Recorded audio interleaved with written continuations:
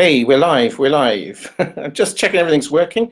A few of you here already, and it's Trevor Emden speaking. I'm hoping that you can hear me and that you can see a slide on the screen with a very cool looking dude. I'd like to claim is me, but that it isn't, so I can't get away with that. This is Trevor Emden speaking. If you can hear me and see that slide, but at least hear me, would you put a yes in the chat box, please? And let me know, and we will start and go full steam ahead in just a couple of minutes. And thank you for being here, and thank you for being so early.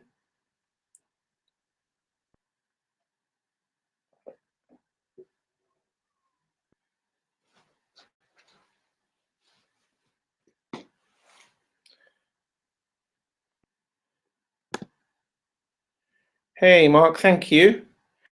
I assume if Mark can hear me, then you all can. The rest of you just being shy.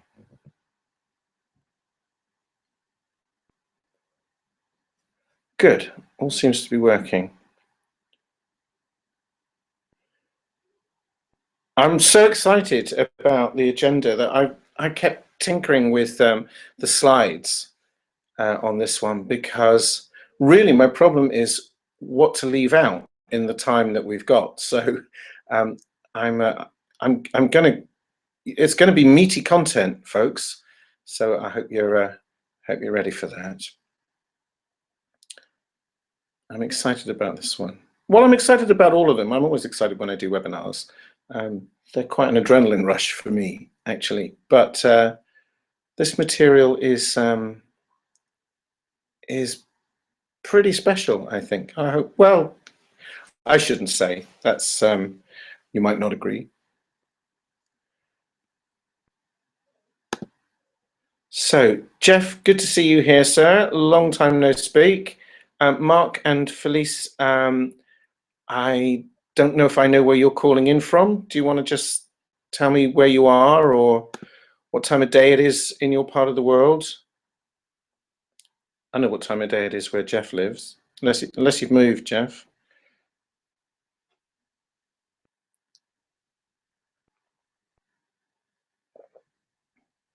And we have quite a few more people registered, so we might get some more people showing up, but it's not quite top of the hour yet, so just give it another minute or so. Oh, Suffolk. Oh, I know what time of day it is where you are as well then, Mark. So are we all Brits here then? Where are you from, Felice? Felice isn't speaking to me.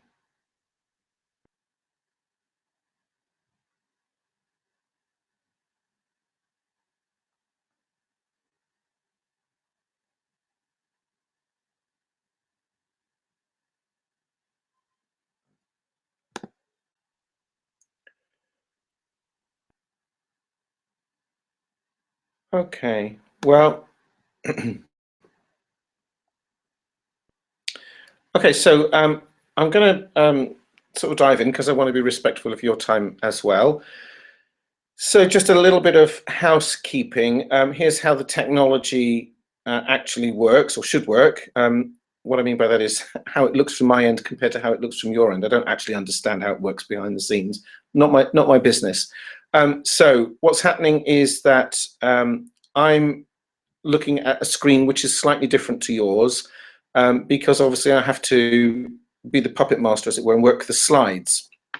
So I have actually split my screen so I can see a bit of both, but it makes it awkward for me to see the chat box while I'm talking and presenting. Now I will check back in from time to time, and I may well ask you questions from time to time as well. If you want to, you know, interact and answer, that'd be fantastic.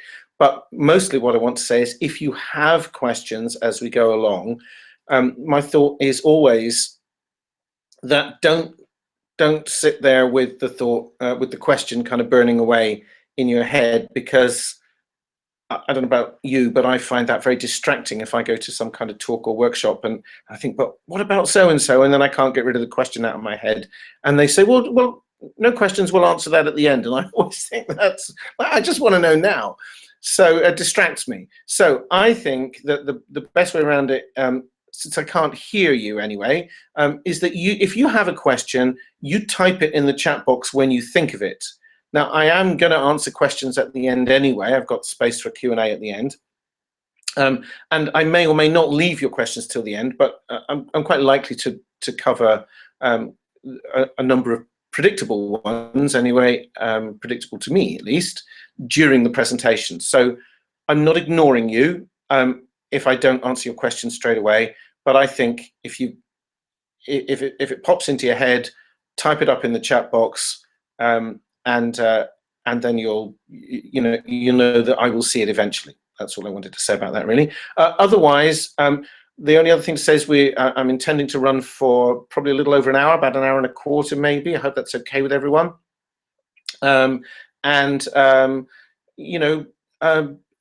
Be here for it. If you can possibly get rid of distractions, turn off phones, mobile phones, etc. And if you want to take notes, that's absolutely fine. In fact, I would say that's a very good idea. If you want to, if you know how to do it and you want to take screenshots of any of the slides, if that helps you, then obviously you're welcome to do that too. And I think that's about all I need to say on the housekeeping front. So hopefully that makes sense. Oh yes, there's one other thing that I need to say. Because we're on a Hangout, this technology is using Google Hangouts, and there is a delay between what you can hear. I've lost the other screen now. Click the wrong button. Between what you can hear and what I say. There we go. So if I ask you a question, then you actually don't hear that until 30 or 40 seconds later, apparently. So I need to know that you're not ignoring me too. And I'm not sure if that works in both directions. So just in case it looks like one of us is ignoring the other, we get round to it eventually. Okay, so the Lazy Person's Guide to Dream Achievement. What's this all about? Well, some of you know that I do a lot of things in my life, and I'll tell you a bit more about my background in a moment. But one of the things that's intrigued me for 30 years or so now is the law of attraction. And it is a mysterious beast in as much as it is taught in a number of different ways. There are lots of different ideas around it, quite a lot of myths around it. And I almost, more than once, threw it out of my life because it just seemed so immensely complicated or difficult and just didn't seem to be working for me. So I couldn't, I couldn't, obviously, eventually it was like I'm living in all this hope and actually nothing's working out, so what's the point? So I went through that phase quite a while ago now.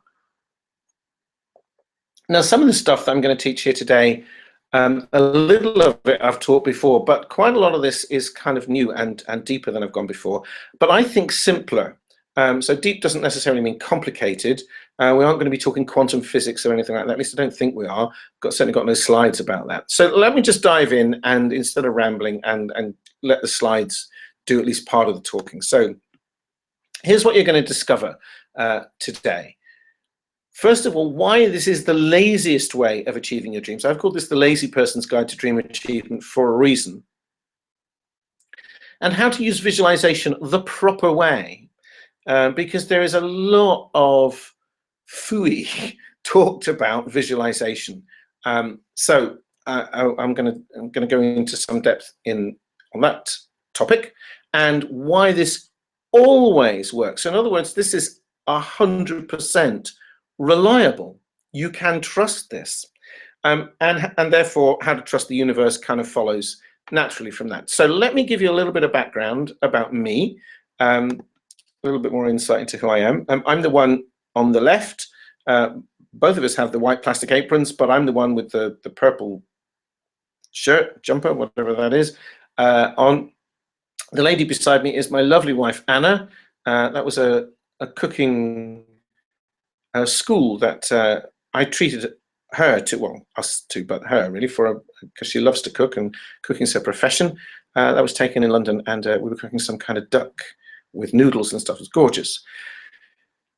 And she's gorgeous. And one of the things that I want to say about my story so far is that I went from very miserable in the realm of relationships to very happily married. And I did genuinely believe that for a long time, that there was something wrong with me in the realm of relationships, that I just couldn't get the hang of them, I couldn't do them, or I couldn't find a suitable partner. I spent long periods of loneliness, and I spent a number more times than I care to recollect when I wasn't alone, having my heart broken because I'd be dumped. I went through 2 marriages before this one, both very, very different from one another, 10 years apart, both ended for very different reasons, but they both ended. And so I went through a lot of time of thinking, I just don't think it's for me, so I'll just be on my own. And then I decided at some point, and that was a conscious decision, that I didn't want to be on my own. And I believed, in ways that I'm going to explain to you as we go through today's presentation, but I believed wholeheartedly that I would and could meet someone and be happily in love. And Anna and I met at the end of 2006, so 9.5 years ago now. We've been married and living together in this country, because it took 18 months for her to get a visa, since 2008. And it's just joy every day. It's just absolute joy. Life is wonderful in that department. 10K from thin air, and that's £10,000 from thin air story.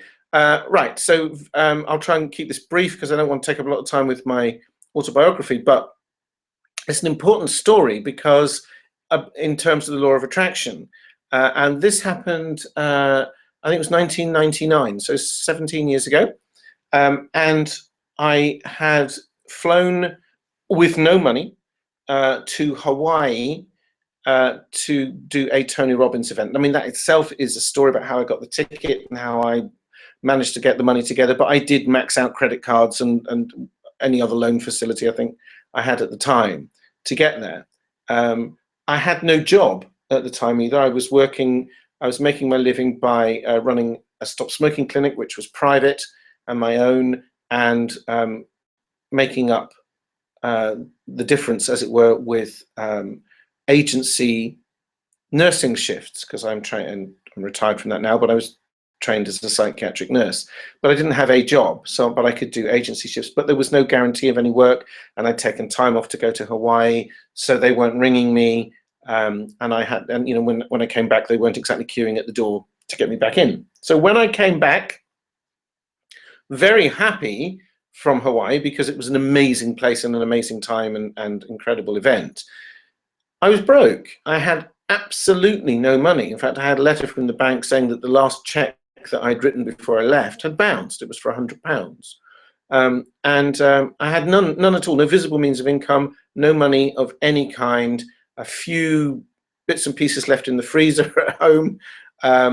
Fortunately, I had a girlfriend who took pity on me and kind of fed me and paid for me to be able to put petrol in my car for a week or so, but no money, and no visible way that I could attain it. I was relying on the phone ringing and somebody either wanting to book my services to help them stop smoking, or a hospital booking me to do some work for them. And I consciously decided that I could either do my usual thing, which is to panic and worry, or, having just spent the most amazing week of my life in Hawaii with Tony Robbins and about 1,000 other people, and just in all these incredible insights and stuff, I just thought, well, I can stay in that high energy.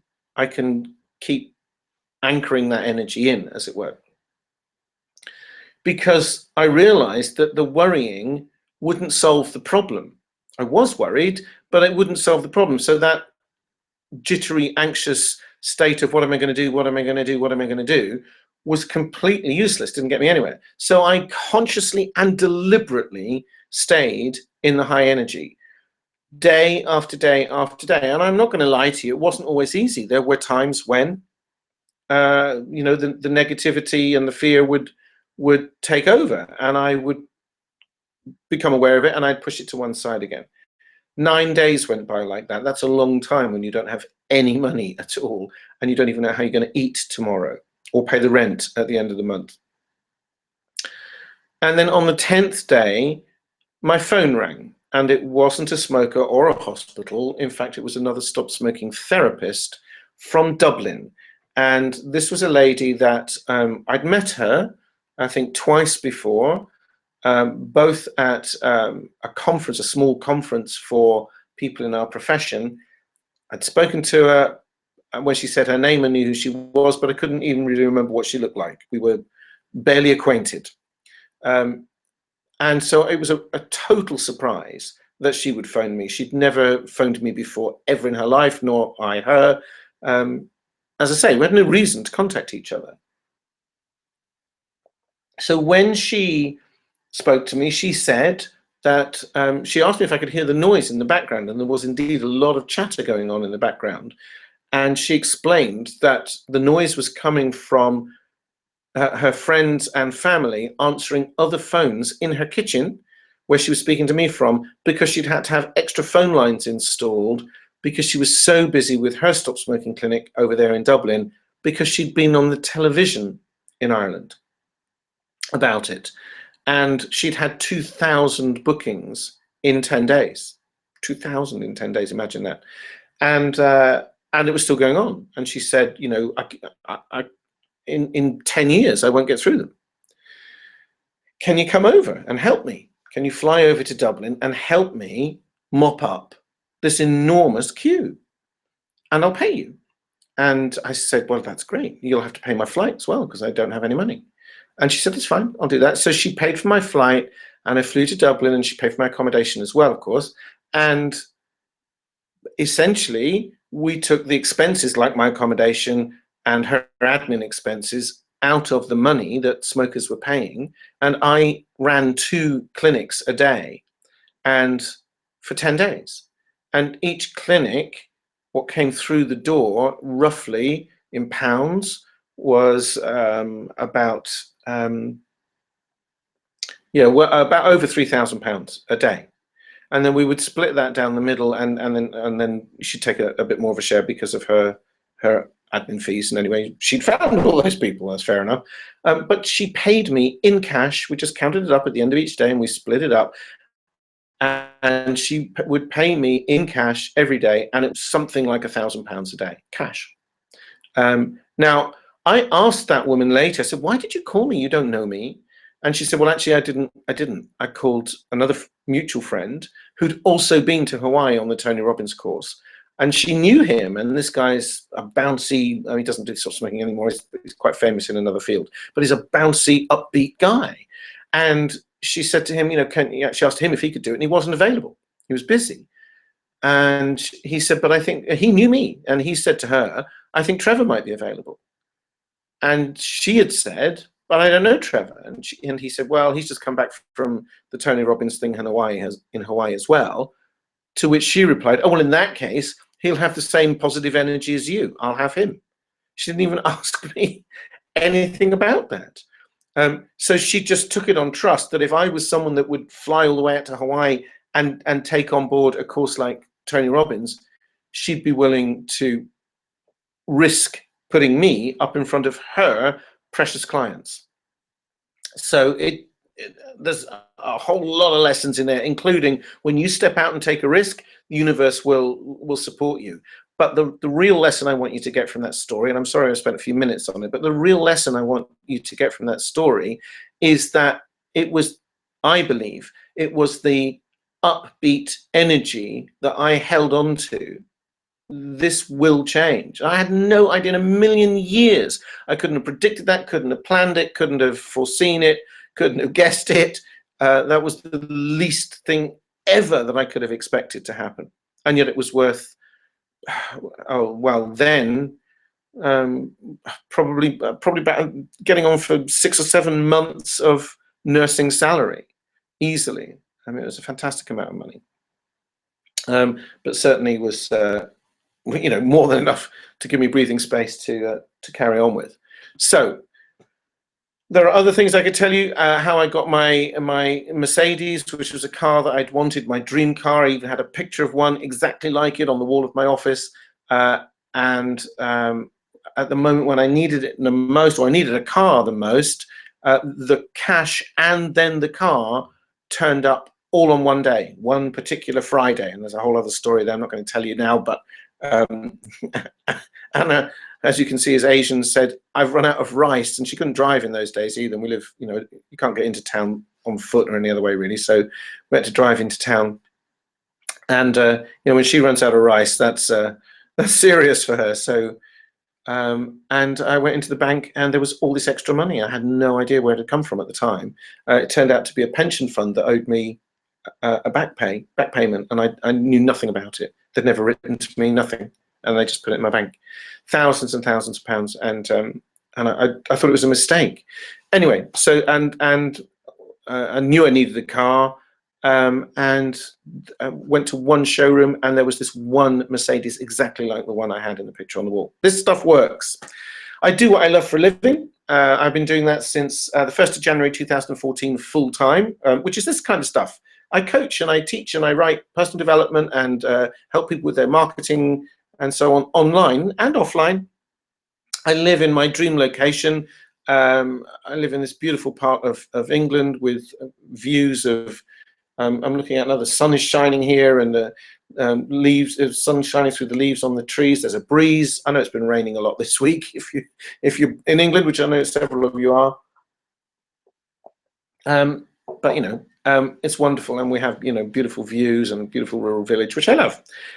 Most of all, above all, I have peace of mind and certainty that my future is assured, not because I have a steady job or not because I have something that's external to me. The security and the certainty comes from within, and that's something that I want you to have, because you can never ever lose it. So I'm going to take you through 3 steps that make this work, and I'm going to show you. So I'm just going to check the chat box. Oh, hi, Felice from Florida. Oh my good, oh, beautiful beaches. Yes, indeed, I'm sure. Never been to your part of the world.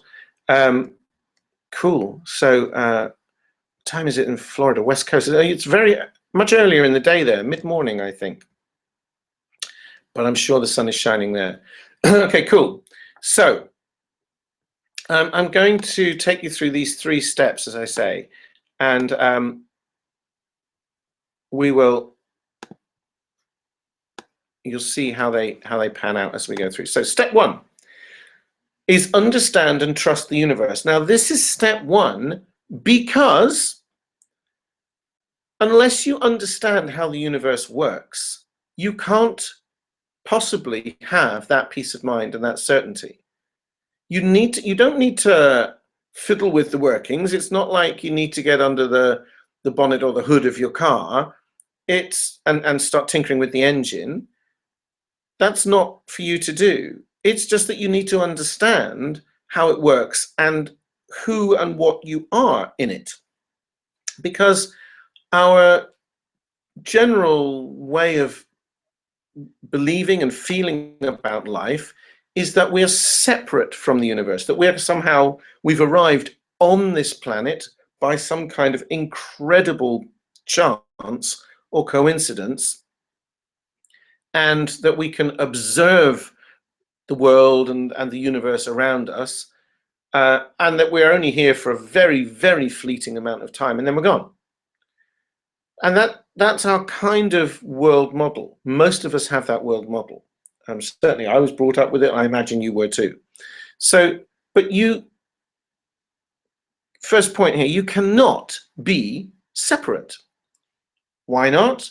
Well, let's just take the physical realm to start with. Sip of drink, excuse me. How could you be separate from the air or gravity, or sunshine, or food, or water, for that matter. So just a moment of reflection will show you that you cannot be separate and outside of those things. You can only exist and survive because you're part of the planet. One of my very earliest teachers of metaphysics, although he didn't call it that, and I didn't know the word in those days, was a gentleman called Alan W. Watts, who wrote a lot of, he's dead now, but he wrote a lot of books about Eastern ideologies like Taoism and Zen and so on, which I read when I was a teenager. And one of the things that he used to say was that it's like if you get a plum stone and you plant it in the ground, and then if you could have like a time-lapse camera, and he would say, and you watch it and you watch it and you watch it, and it becomes a little twig, and then the twig becomes a tree, and then eventually the tree grows branches and leaves, and the leaves give out produce blossom, and then the thing eventually produces plums. And he said one way you could say that would be to say that the darn thing just plums, like it's a verb, it's something the thing does, it's energy changing form. And then he would say, well, you could say the same about the planet. If you were an alien and you could watch planet Earth with a time-lapse camera from some distant point in space, you could say, well, you watch it and you watch it and you watch it, and it spins round and round, it goes round and round this star, and eventually the darn thing just peoples. Whereas all one process. You can't be separate from the planet, and the planet can't be separate from the solar system or the galaxy or the universe. It can't be. Everything connects together, and that's just the physical universe. What about the non-physical universe? What about the energy side of it? Now, if you just think about this, and we're moving on to the second bullet point here, really. So I'm kind of joining these up. And I know I'm going fast, but I'm hoping that I'm at least opening your minds to some different ways of seeing things.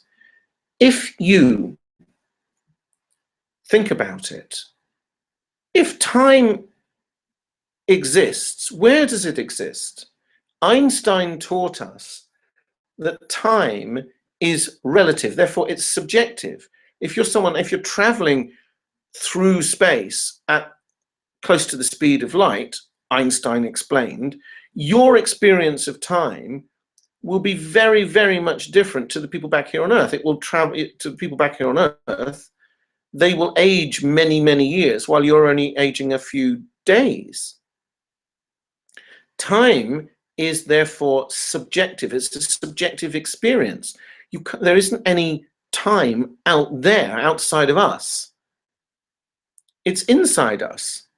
Now, in our day-to-day lives, you get on a bus or in your car or on a bike or something and travel at 50, 60 miles an hour instead of 2 or 3 miles an hour when you're walking. You say, well, doesn't time distort then? Well, actually, fractionally, yes, it does, but it's so negligible that it makes no difference to our day-to-day lives. But apparently that is scientifically measurable.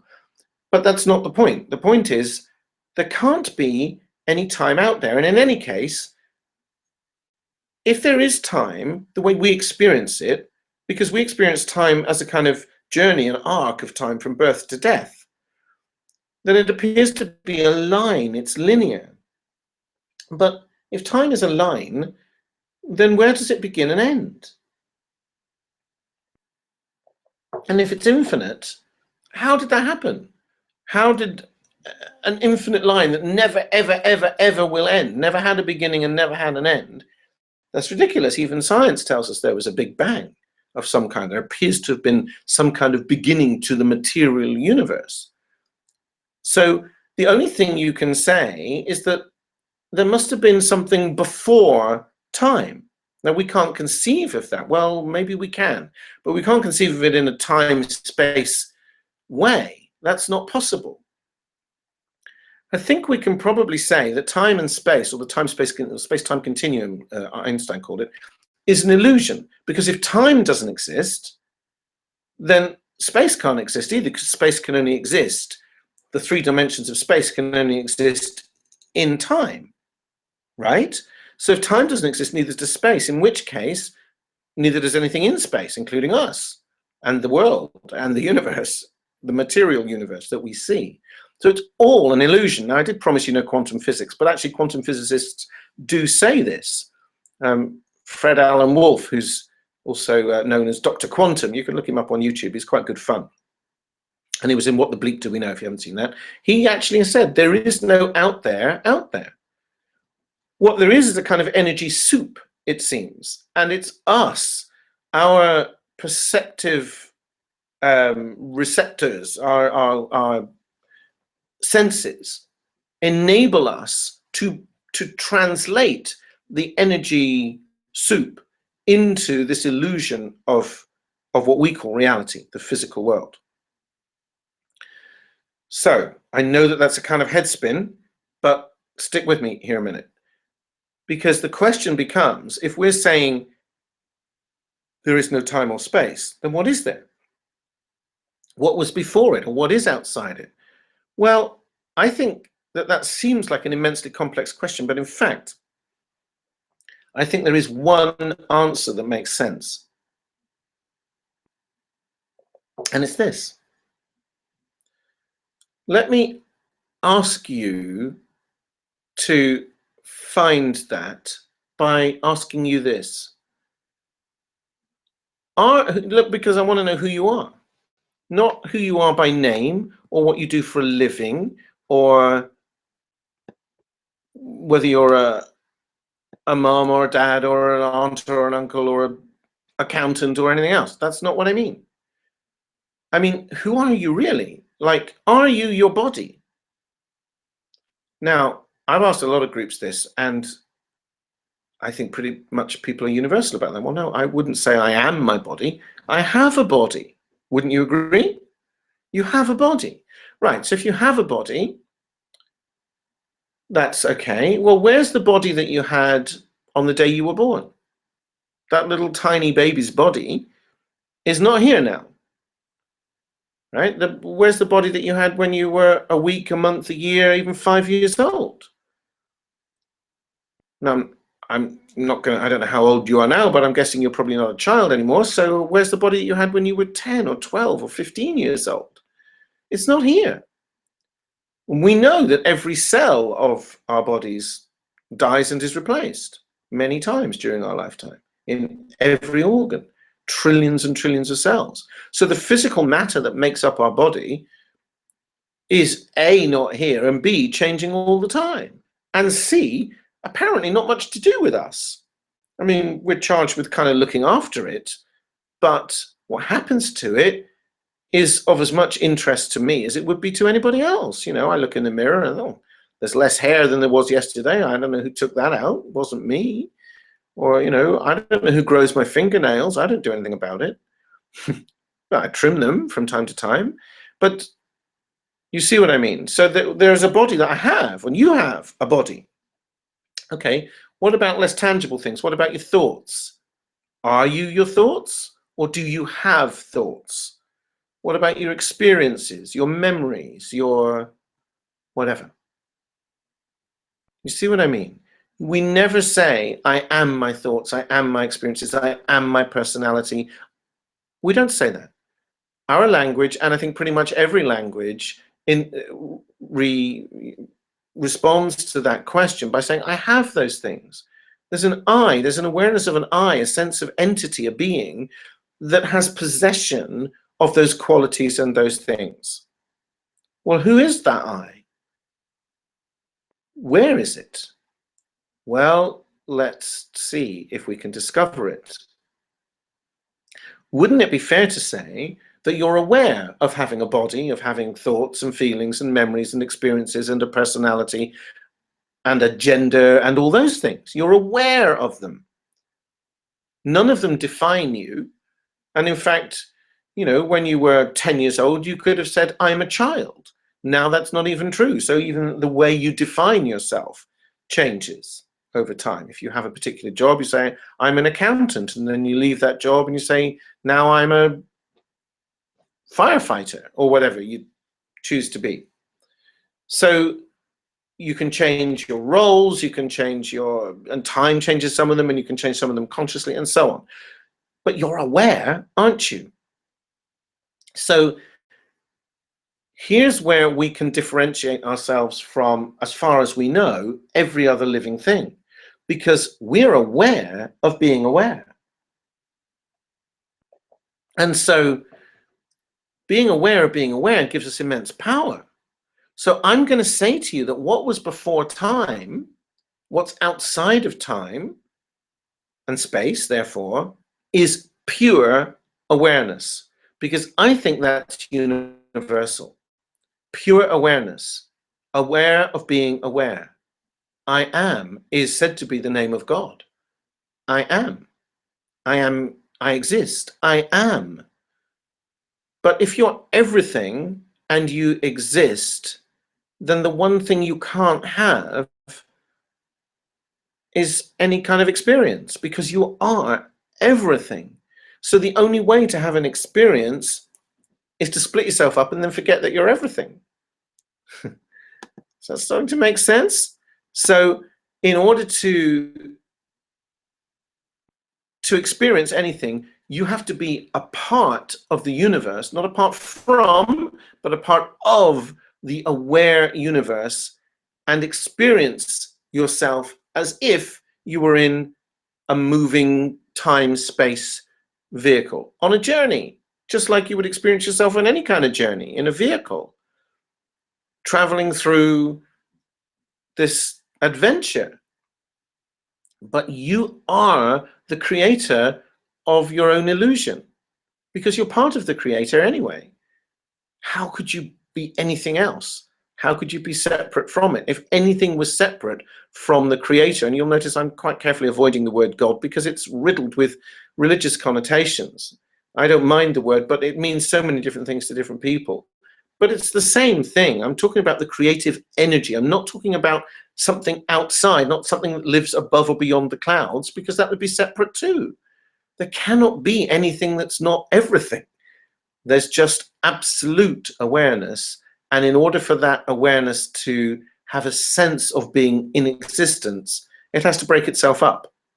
That's as close as I can get with my limited English to explaining that, but I hope that's making some sense.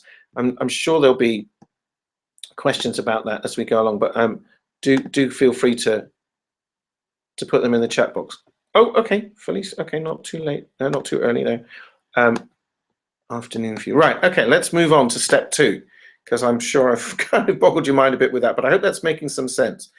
Okay, so step 2 is to visualize and be steadfast. Now, let's dive into this. And what do I mean by this? Look, if you're going on a journey, I'm talking now about the kind of journey that we're familiar with, like in your car, for example, you only need to know 2 things. You need to know your destination, and the other thing is you need to know where you're starting from. Well, you probably would know that because that's where you are, right? So, and then you can just get a GPS system, or what we call over here a sat-nav, satellite navigation gadget, or indeed Google will tell you if you want. Probably got an app on your phone now that does it.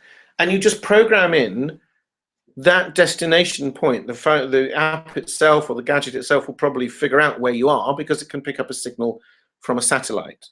So as long as it knows where you are and you can tell it pinpoint where you want to go by punching in the zip code or the postcode or whatever you use, it will then work out every detail of how you're going to get there, even if it's a place you've never been to before. And let's imagine for a moment that it is. So let's say that it's a 2-hour journey.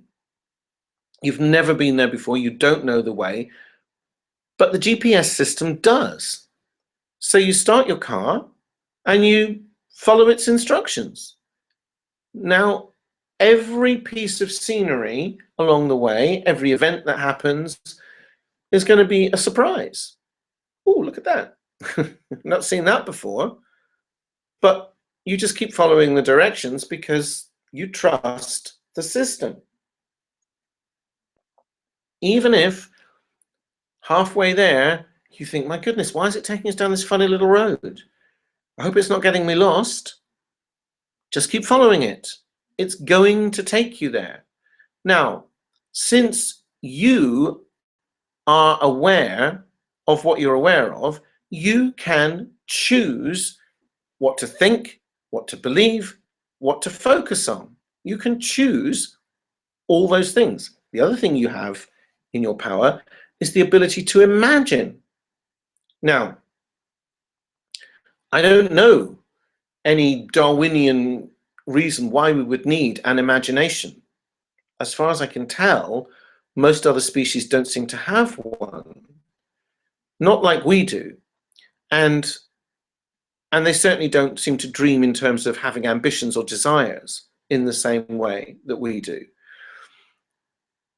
But we do have that, and even if they can, good luck to them. It doesn't matter really. But we certainly have this ability. What I'm saying is I just can't see why we would need it from a survival point of view. It doesn't seem necessary to eat and procreate and do all the other things that that all species have to do in order to continue. So the fact that we can imagine, we can dream, and we can feel emotionally about, wow, that would be fantastic to have that in my life. The fact that we can do that says to me that we are unlimited. Because we're aware that we're aware, we can say, oh, hey, you know what? I can dream that. And that's like punching in the details into the GPS system. What we tend to do when we visualize, however, is just go, oh, maybe I'm not going there. It doesn't seem to be working. And then we unplug it again, or punch in a new destination, or put in a more, nearer zip code or postcode. Well, maybe I'm not going to get there. It looks like I'm not going to get there. I'll just, and we give up. If you let go and trusted that because the universe it's your plaything, it's yours, because not because it's a gift, but because it can't be anything else. You can't be separate from it. You have the ability to choose your thoughts and your feelings and your desires. So you focus on those and you decide that's where you're going. And then you let go and trust it. Talk about that in a minute. How to do this? Visualizing. So much baloney talked about visualizing. Visualize daily like brushing your teeth. What I mean by that is you wouldn't not, I'm assuming, brush your teeth every day. Because why would you brush your teeth every day? Well, first of all, you feel fresher and better for doing it, but also because it's well established that brushing your teeth regularly works. It preserves your teeth. You're likely to keep your teeth into old age if you look after them.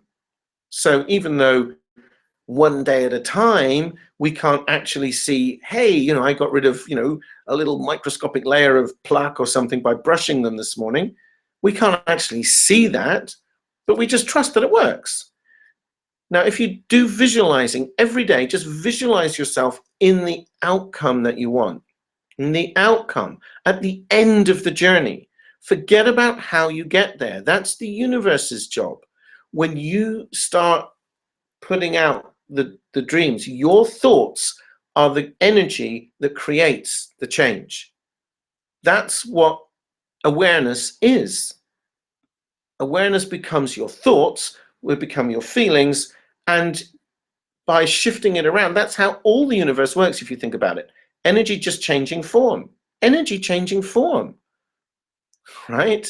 That's what happens when you, burn a piece of paper. You've turned the paper into heat and carbon and other things. You haven't destroyed the energy. You haven't even destroyed the matter. It's just changed form.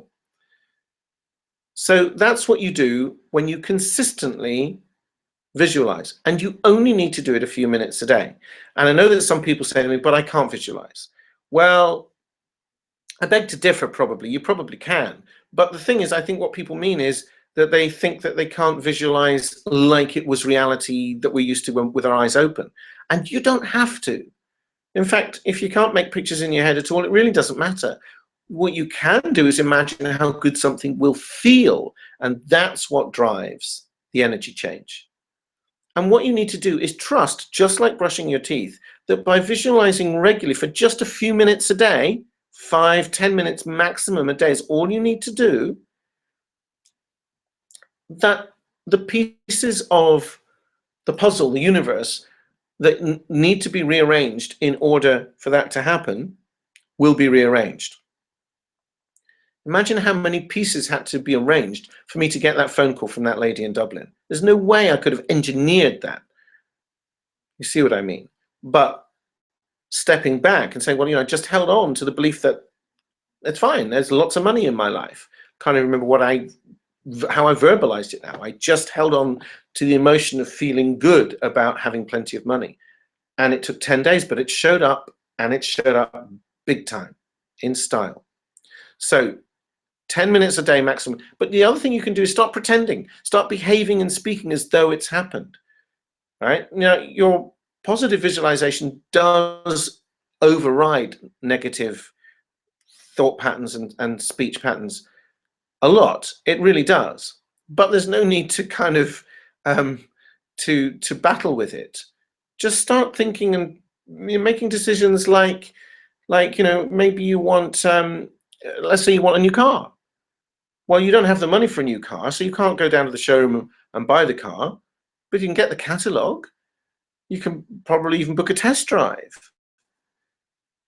You want to redecorate your home, but you don't have the resources yet to pay for all the materials or the people you want to do it, but you can still go to the DIY store and pick up some paint colors, and there's things you can do that kind of say, right, I'm getting ready for, somebody said that if you ordered new furniture, but it was going to take a couple of weeks to arrive, you wouldn't just go home and do nothing. You'd start making sure that the old stuff was getting cleared out, ready for the new stuff to arrive.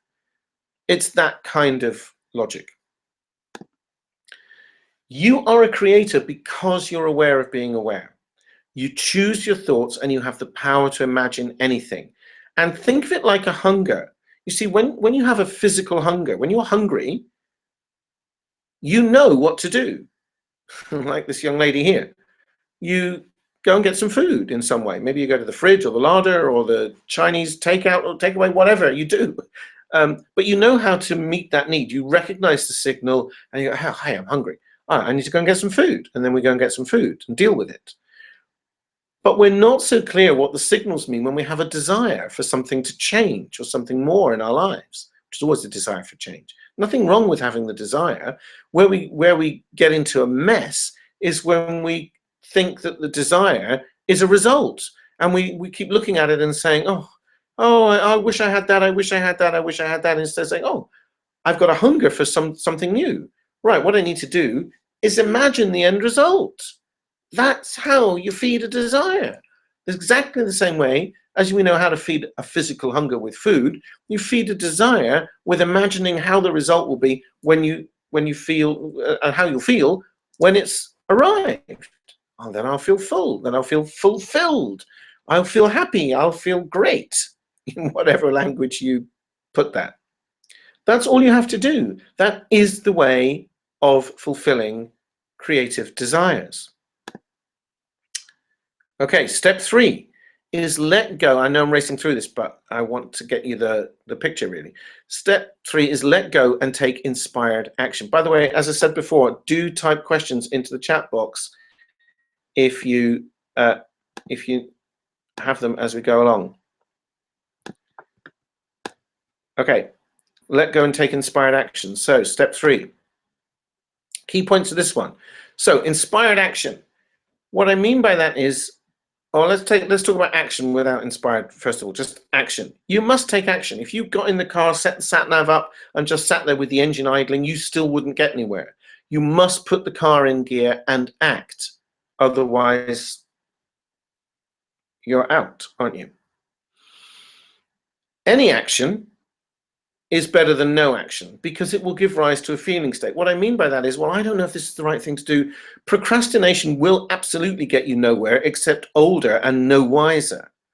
It will eat your life. So take some action. If you're not sure what to do something, do anything. because either it will, as you do it, it will start to reveal itself as, oh yeah, this is good, this feels good, and it's opening doors, or oh no, that was hot, no, that doesn't feel good, that's not right. And then you say, oh, okay, I know that that's not the way to go in this scenario. Now, sometimes people say, well, I've just had a setback, or, I thought I was visualizing that, and it's like the universe is playing tricks on me, and it's not working. Well, the universe doesn't play tricks on you, because that would mean that it was separate from you, and that it had some kind of agenda and wanted to trip you up in some way, and make you a laughing stock or something. Of course, it doesn't do that. You're part of it. But what it does do, when you set that GPS going, you have the GPS system that is the universe rearranges all the pieces, just like it rearranged the pieces that lady was going to ring me from Dublin that day. It rearranges all the pieces. So, and sometimes it's going to take you down little side roads you didn't expect. Things will happen and you go, oh my gosh, I thought I was visualizing for this and creating that, and now something's happened that's actually seems the opposite of that, or it's getting in the way, or it's tripping me up. And it's not. There will come a point where you will look back on it and go, you know what, if that hadn't happened, I couldn't have foreseen this. It was a blessing in disguise. Stay steadfast, keep the vision, don't keep changing the zip code or the postcode in that GPS thing. Just keep driving, keep moving, even if it's only in the general direction, even if you're not sure that it's the right thing to do, even if you're not sure what the next step should be, keep taking action. Your part is to take action. The universe does everything else. That's why this is the lazy person's way to do it. Really, the universe is taking all of the weight, but your part is you can't just you can't sit on the sofa and imagine a red Ferrari in the driveway and get up and go to the front door and find that it's arrived. You have to take some action, but stay steadfast. It's coming. It's like if you order something from Amazon, they're going to deliver it, aren't they? But you have to take the action of placing the order and paying with your card and so on. So the question that people ask is, well, why doesn't it seem to be working for many people, maybe including you? Well, there's a couple of answers to this. The first is cultural memes. I mean, what I've just shown you in very quickly are very different ways of looking at life and our universe. So cultural memes, by which I mean established beliefs, very old-fashioned. I put this old-fashioned lady on the slide to clue you in that this is old-fashioned, but they're still around, these things. So, for example, the cultural belief that's still very, very prevalent, that matter gives rise to consciousness. And in fact, what I've just been showing you is that it's the other way around. Consciousness gives rise to matter. Awareness is consciousness. And that's what the physical universe arises out of. But many people, including eminent scientists, believe that it is the other way around, that matter that gives rise to consciousness. Consciousness is a byproduct of having a brain, is what they think. And if you believe that, this is going to fall down. Now, I'm not asking you, and you're not going to ask me, because I can tell you what the answer will be, to prove this scientifically, what I'm telling you here today. I'm asking you to check in with yourself whether there's anything that resonates within you, and just try it out. Who cares if it's scientifically true or not? I'm using air quotes as I speak to you here, because be a pioneer. I'm not the first person to think this way, by the way, not at all. There's many people who do think like I do, and they're doing very well with it, thanks very much. But science has yet to catch up. Quantum physics is getting there. But thoughts become things. Thoughts are the energy that are the prime movers of creation on a universal scale and on a personal level. Another cultural meme, life is tough. Well, if you believe that, then guess what? It's going to be tough. And life puts up challenges because we want there to be challenges. We chose to be here. We're here because we chose to be. There's no other explanation for that. And if you think that we are the creative force and that we want to have experiences, then we would choose to be here. And life with no challenges would be unutterably boring. That's what pure awareness is like. Absolutely no challenge, no mountains to climb. We like them, but it doesn't mean they're tough. It means that they're challenging, and that's fun if you let it be that. And you go, oh, I wonder how I'm going to get past this one. It's an interesting thing I've thrown in the way. There's an old Chinese proverb that says that the road before you is clear. Why then do you throw rocks in your own path? Another one is hard work is the only way to get rich. Well, you know what? There may have been a time when that might have been true for many people, although it still probably wasn't true for many actual rich people. How many people do you know, possibly including your own parents, certainly including mine, who worked extremely hard and never got rich? Hard work and wealth absolutely have nothing to do with each other. They may coincidentally go together, but they're not synonymous. It's not what you know, it's who you know. That was another one. My father was fond of saying that one. You know, oh, people just get lucky. It's not what you know, it's who you know. Well, actually, it's not like that. It's the people who will open the doors for you will show up in your life when you start believing that you can get there. The same thing with you have to be in the right place at the right time. All these cultural things, and it's everywhere. And if you start trying to explain this to many people, you know, the so-called man or woman in the street, a lot of them are going to say, oh, I don't believe that. I don't agree with that. So you do need to be a little bit, you know, in private, a little bit eccentric here. And that's the other reason that people say it doesn't work, is because they think it's too woo-woo. They're going to be a geek or a nerd if they believe this. Besides which, skepticism is safe, isn't it? If you say, well, it probably doesn't work. Well, if you believe that, then guess what? It probably won't work for you. But it means you won't be disappointed. So that's safe. But it's also unutterably boring, and you'll stagnate. You'll stay where you are. And if you do start telling other people, you know, hey, I believe we create our own reality, there are a lot of us, and a growing band of millions of us, actually. But to many people that you possibly know or live with or who love you, if you start talking like that, your fear is that they might think you are being stupid. And that's another reason that people don't take this kind of thing on board, and therefore it doesn't work for them. And also self-doubt. Can I really do it? Does it really work? And then you just don't adopt the habit. Now, if you believe that about your teeth, you'd stop cleaning your teeth, and then your teeth would start falling out, wouldn't they? So what if we could remove all the doubt? What if we could just take all of that away and make it so that it was simple, and also speed up your results on this? So I have something to show you here that I think might help. And I'd like to introduce you to a brand new program that I've put